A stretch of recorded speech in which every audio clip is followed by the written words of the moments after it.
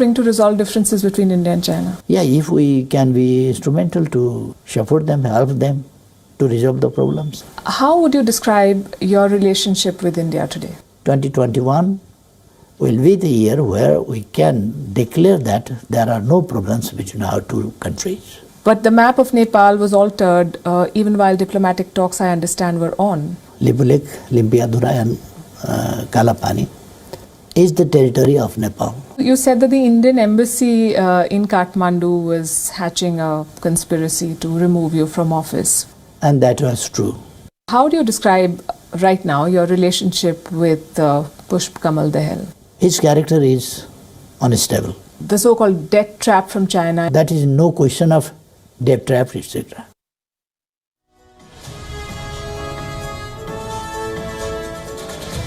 Tonight we come to you with a very special interview. You already know who it is. So let me tell you why and how.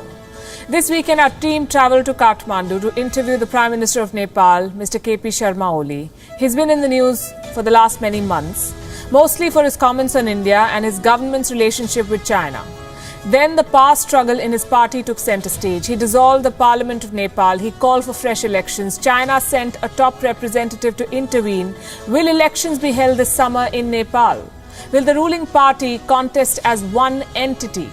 Is China casting a shadow on the domestic politics of Nepal? What about India, the country that has cultural and familial ties with Nepal, open borders, historical associations? What is Nepal's relationship with India today? We put all these questions and a lot more to the Prime Minister of Nepal, and I must tell you this. He'd given us 30 minutes for the interview. We ended up talking for 100. So the full interview is more than an hour and a half long. Tonight we are bringing you a shorter edited version of our entire conversation. We'll release the full video on our website for those of you who wish to see this in detail. And before we play out the interview, I must say this too. This equation has been tricky, the India-Nepal equation. But the Prime Minister of Nepal took all the questions and the cross-questions that followed and said that he hopes that 2021 will be the year when India and Nepal can declare to the world that they have no problems. Hello and welcome to Beyond's Global Leadership Series. With me today is the Prime Minister of Nepal, Mr. Kp Sharma Oli. Prime Minister Oli, welcome to Beyond. Thank you very much. What should I call you, Prime Minister or Caretaker Prime Minister? I'm not caretaker Prime Minister, I am Prime Minister. There is no provision of caretaker Prime Minister in our constitution, and in just one condition, Prime Minister will be caretaker. If unfortunately Prime Minister's position is vacant, then in such a situation where there is no parliament, in such a situation is Prime Minister's position vacant, then the senior minister will take care of the government and he will be the caretaker Prime Minister. Yes, these are interesting times for the government of Nepal. Yeah. And I'll come back to Nepal's politics in a bit, but I want to start with what you said vis-a-vis India. You said we are working to deepen ties with India based on sovereign equality. Yes, of course. I am always telling that the countries may be smaller or bigger in size and population, or advanced or backward in development process, but the sovereignty of all countries are equal. Indeed, and no one can argue with the idea or the fact that every country's sovereignty is supreme. But the fact that you've had to add this qualifier, is there a reason you felt the need to mention this? Yes, we want to remove all kinds of inferiority complexes from our people. Similarly, we want to draw attention of our neighbors also, not to take any complex that may be superiority complex too. There should not be any type of complex between the countries, between the neighbors. Both neighbors have superiority complex? No, I am not alleging like that. This is not allegation, but there should not be. And I want to develop our friendly ties with both of our neighbors, where are no problems at all. Right.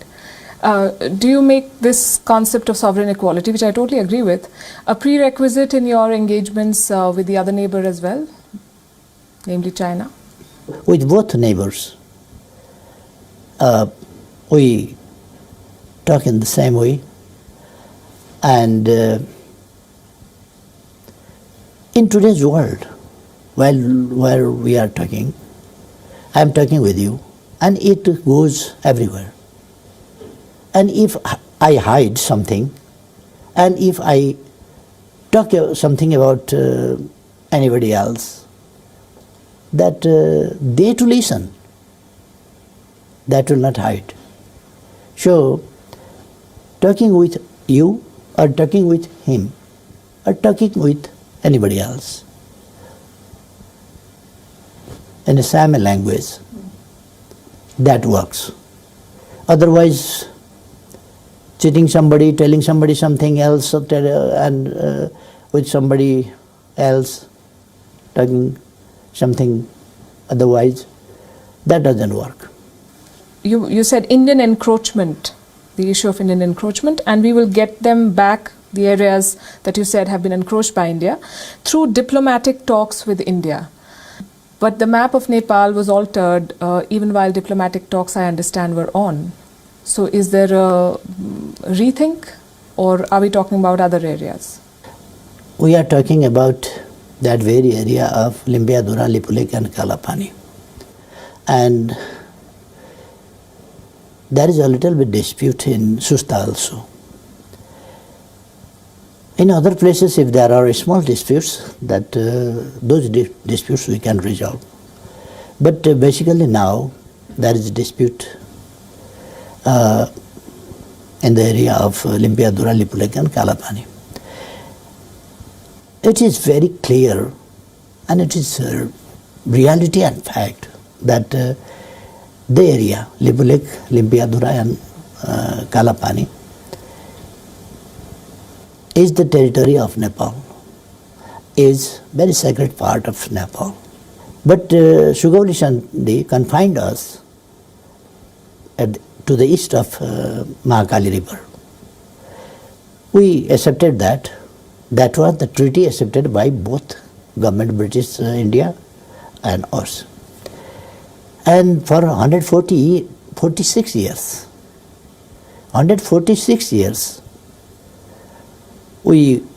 that territory was under our control.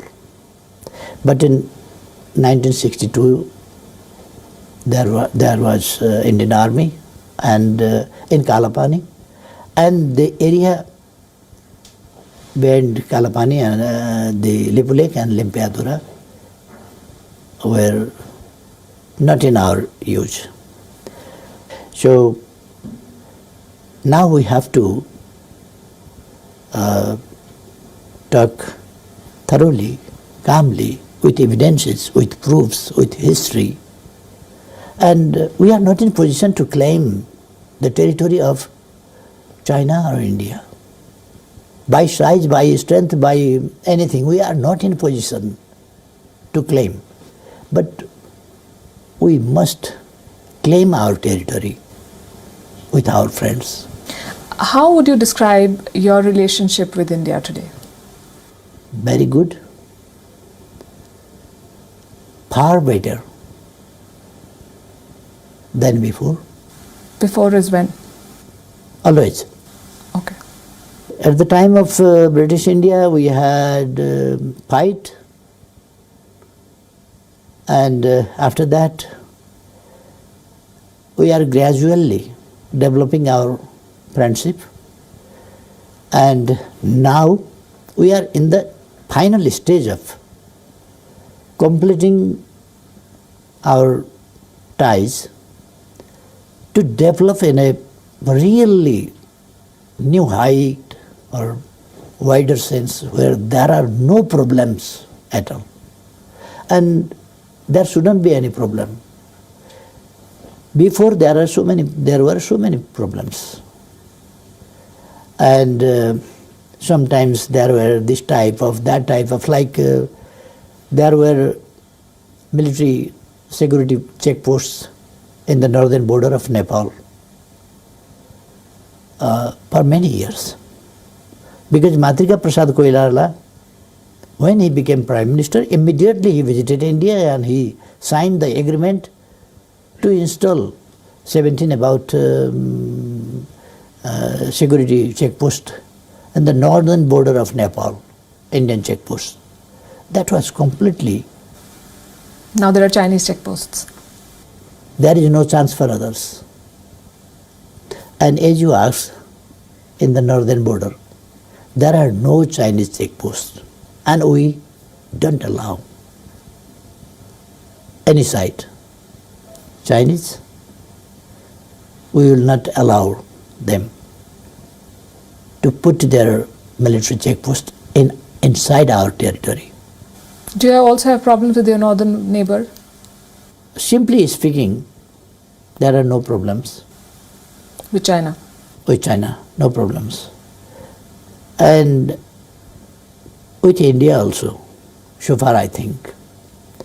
Now we have a small problem, that is Limpiadora, Lipulek and Kalapani problem.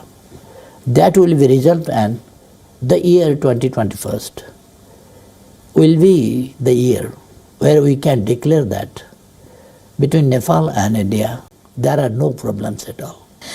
Some of the things that made headlines in 2020 left a bad taste in the mouth of both the neighbors. In May last year, for instance, when the virus was at its peak, you were quoted as saying, it has become very difficult to contain COVID-19 due to the flow of people from outside. The Indian virus looks more lethal than Chinese and Italian. You called it the Indian virus, no one else has. Do you still stand by those remarks, sir? No, I said that because of open border. But you called it the Indian virus and not the Chinese virus, although the virus originated in From China, one student had come here and virus was found. But from India, because of open border, so many people were using that open border and they were coming bringing inside. in the virus from China. Huh? Bringing in the Chinese virus into Nepal. Virus is never Chinese, never Indian. Okay. But from where they came, that was the story I told. Also in the month of June, you said that the Indian embassy in Kathmandu was hatching a conspiracy to remove you from office. Were you misquoted? Do you think there was a misunderstanding? I said that not Indian embassy, but I said some corners of India or some elements of India are hatching some conspiracy maybe. And that was true. You can see the media of that time, how Indian media was explaining and giving the news and analysis, etc. And the presentation of Indian media was of some of the Indian media, not all, were not positive. So was this directed at the Indian media? You're saying the Indian media was behind it? Not only media. Not only media. It was reflected in the media, right. But you can see the interviews of articles of the intellectuals, analysts, and others. Right. As the representative of media here, I'm not going to defend media that bases their reports on baseless stories. But just like there are all kinds of leaders, there are all kinds of media. Some are good, some are not so good. Yeah. But it's nice of you to be talking and clarifying things. And I think the atmosphere was such, it was so vitiated. For instance, your comments on the birth anniversary of the Nepalese poet Bhanu Bhatt, who translated Valmiki's Ramayana into Nepalese. You said Nepal has become a victim of cultural encroachment and its history has been manipulated. These are very loaded words, sir. And they do have a reaction. Is Nepal's culture then under attack, and by whom? Firstly, this is not a political matter. This is a matter of discussion, research, findings about our civilization and development of our civilization and history. It's also an emotional matter. I think that's why the reactions were emotional. Yeah. Why I spoke those facts at that time. Facts. Why I choose that time? The selection of time, why was that? I request my friends, brothers and sisters to understand both things. One, this is not politics. This is historical fact. So, if you don't mind, we have to keep our mind open. Whether Faizabad is Ayodhya Puri, or we have to find the real Ayodhya Puri. Where is Ayodhya? And there are so many books written by the Indian writers, authors, scholars. Among them, one is Kitne Pakistan, which was awarded by Academy Prize from the government of India, which was led by Atal Bihari Vajpayee in 2000. I've not read Kitne Pakistan, but I've read Valmiki's Ramayana. Well, the question of Ayodhya, you don't want to dwell on it, but you're talking about Nepal's history and cultural glory, and I don't know, or I'm not sure who's trying to undermine it, sir. But the sense one gets is that you celebrate Nepal's history by painting one of your neighbors as the villain, and it has been said. You are not. Excuse me.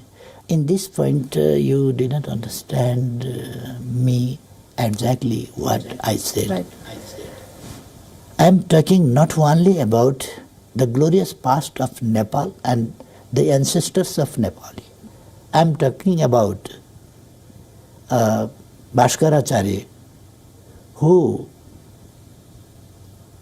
discovered about the theory of gravitation. And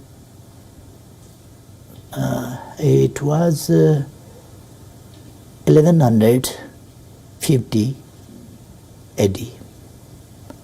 And his book, Siddhanta Shiromani, was published in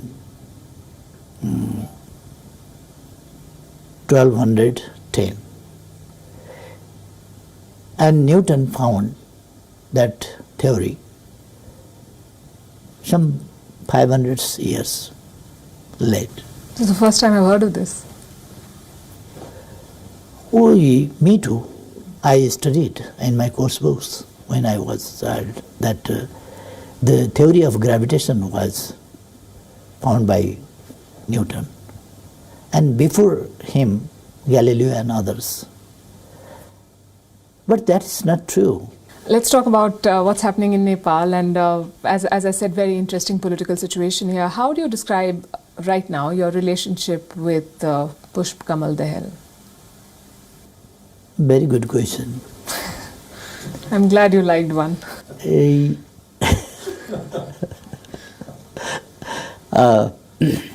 You know, Pushpa Kamal Dahal, his background, his history. Their activities are not exactly democratic ones. You partnered with him, formed a government with him, not once but twice, even after knowing all of this. Yes, I am telling you. I am telling you for that. From where I brought him. And I joined hand with him to promulgate the Constitution. His character is unstable. That is one fact. I was careful about his character. And instability would be the consequences of his character. When you took oath in 2018, Nepal had something, or your government had something that Nepal had not seen since the 1950s, a stable government with a 2/3 majority. and then you decided to dissolve the House. And your decision has been called a lot of things. I'm just quoting, these are not my words. Irresponsible, unconstitutional, undemocratic, a constitutional coup. This is how your critics have described your decision, so how do you describe yours? First of all, I want to ask you, what is the meaning of coup? How those people are describing the dissolution of the parliament as a coup d'etat. What kind of analysis is this? Do they understand, in fact, the meaning of coup? Or they just want to criticize the government and defend the government? But you're the member of the House of Representatives. Yeah. You've dissolved that House. Yeah. So you're not a member of the House anymore because the House doesn't stand according to you. Yeah. And yet you remain the Prime Minister. Yeah. And you also, after dissolving the House, expand your Council of Ministers. Yeah. Is that... Does that add up? That is constitutional. Okay. There are different constitutions in the world. India has their own constitution. America, China, Pakistan, other countries have their own constitution. And we have our own constitution. Since the 1990s, Nepal has seen no government which has completed a 5-year term. That's almost 30 years.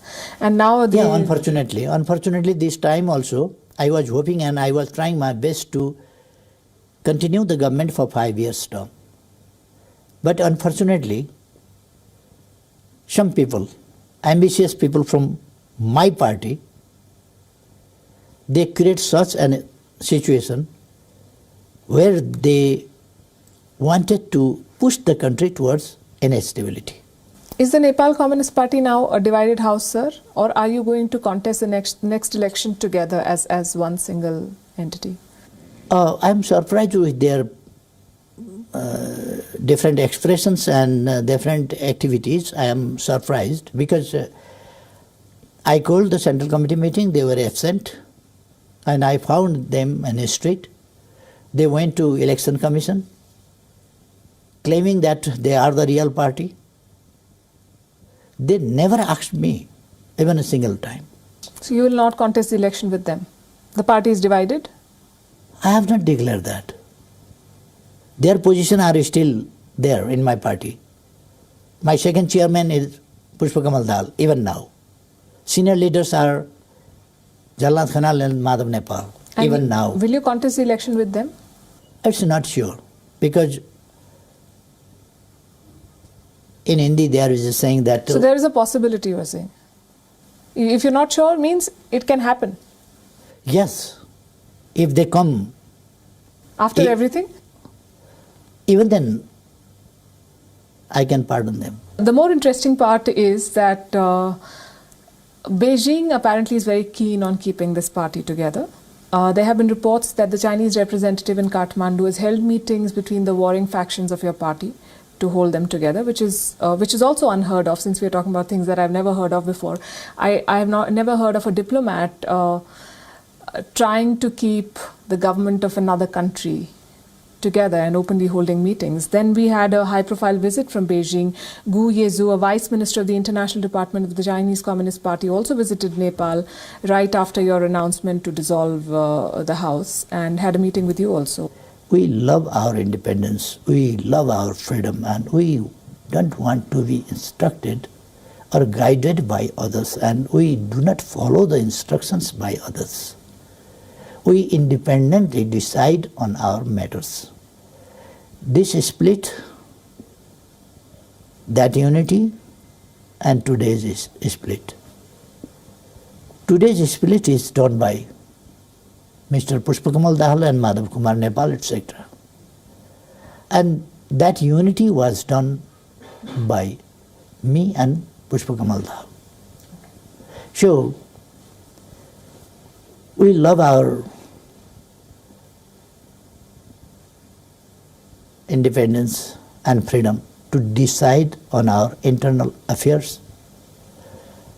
And we don't want any type of interference from outside, from north or south. Remainings of such contradiction may exist even now. They have to resolve. And if we can be instrumental, we are ready for that. You're offering to resolve differences between India and China. Yeah, if we can be instrumental to support them, help them to resolve the problems, we are ready. Another point of contention, of course, has been Chinese investments in Nepal. As everywhere else in the world, there have been concerns that have been expressed, and I understand that as a developing country, or any developing country, needs money, needs infrastructure, and needs someone to steer those projects. But the so-called debt trap from China is a concern elsewhere. Do you share those concerns, sir? Some 2 years ago, when I was in USA, at that time also I was asked about debt trap, and I told them we are concentrating our efforts on economic development, and our efforts, our resources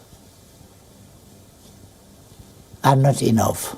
We want to get support, we want to get investment, sometimes loans too, for some projects, but carefully.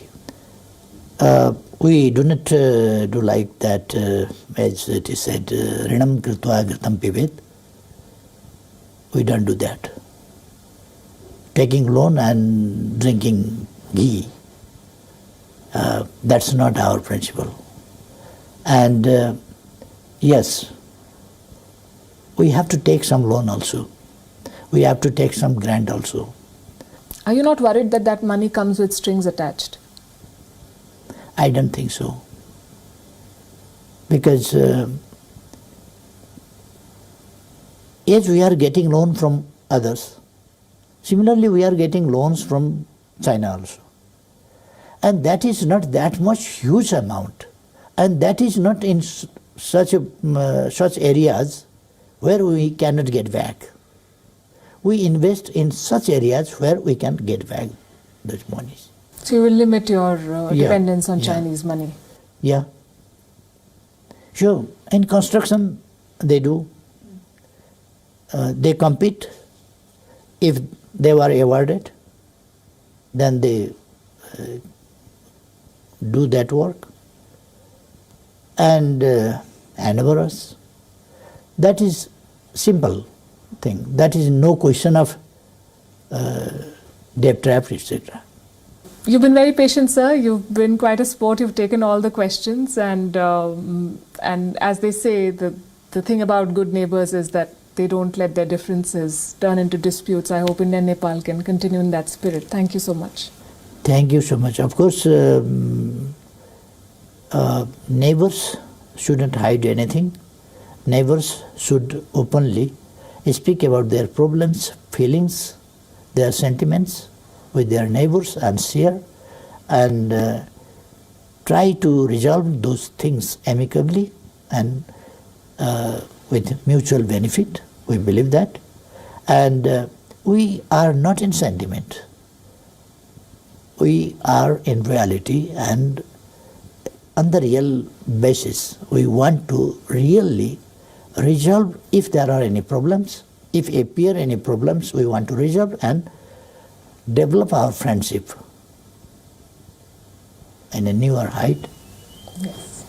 You said 2021 will be the year when India and Nepal will have no differences. I'll come and see you in 2022, and we can revisit this conversation. I believe that 2021 will be the year where we can declare that there are no problems between our two countries, Nepal and India. Look forward to that. Thank you so much. Thank you. Thank you.